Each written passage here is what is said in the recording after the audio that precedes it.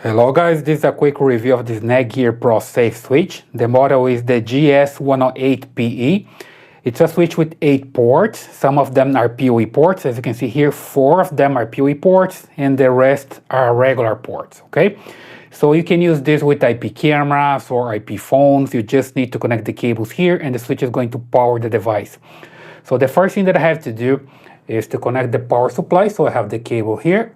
I connect to the switch and I see that the switch is on. There's an LED here to indicate that, and I need to bring some device. Let's just bring my camera.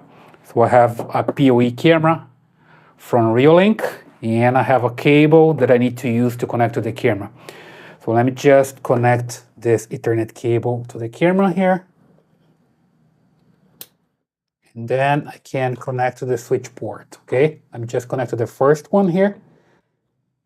And just take a look if I see the LED here coming up.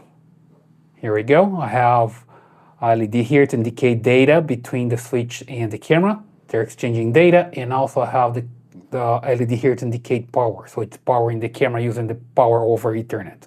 So basically now I have my camera working. Let me just put this camera here. I have this cable that's coming from my router. I connect it here. And now I'm just wait for it to connect. So basically it's connected to my router, and I also have the computer connected to the router, right? Here on my computer I can just type the switch IP.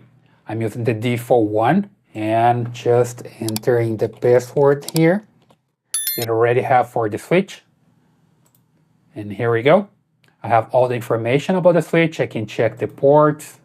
Here I can enable or disable the ports, change the speed, and everything else. As you can see here, I have number 1 and number 8 up. The other ones are down because I don't have anything connected to them.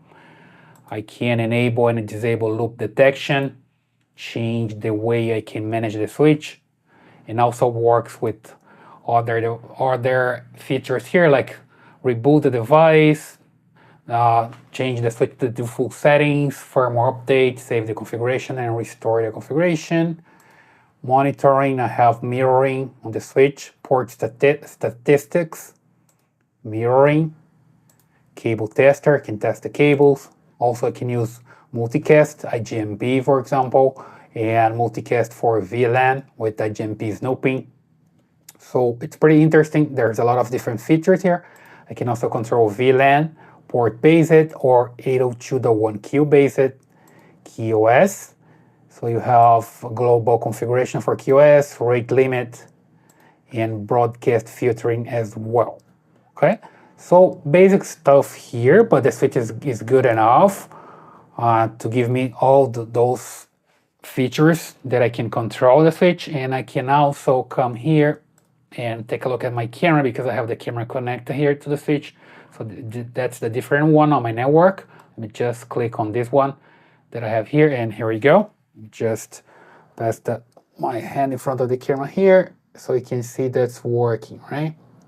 So basically I have my Reolink camera working with the switch connected here to the first port using the PoE, right? And I can manage the switch, and I can also control the camera here via my computer using a software from Reolink, right? So I've been using this for some time for my IP cameras. I like it and I recommend it.